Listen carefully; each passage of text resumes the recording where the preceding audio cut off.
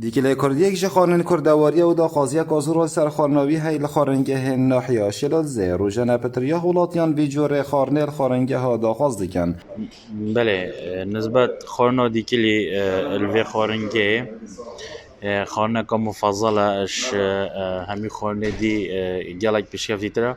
و رغبت خلکی گلکی و سر هیوی خانه و دیکلی ما دیکلی خمالیه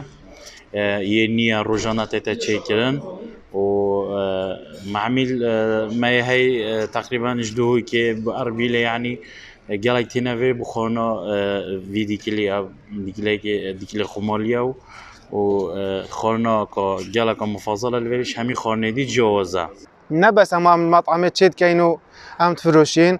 مثلا سفری جیت های بارا پتره مثلا بگاوه خاصتا جبر وی وضعی و وی بارو دخی خلق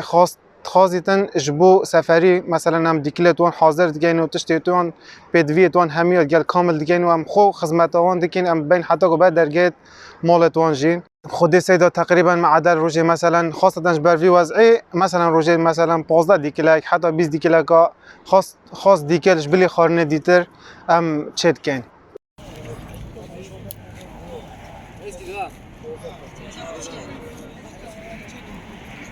خورنا دیگلی خورنا کسروشتیه و طلبیه که مشاور سر های زاخو بگیره تقریبا دورو برید پارزگاه ها دهو که همیش شلوت زی طلبتیان روزانه تقریبا 105 دیکل 200 دیکل ویرد چن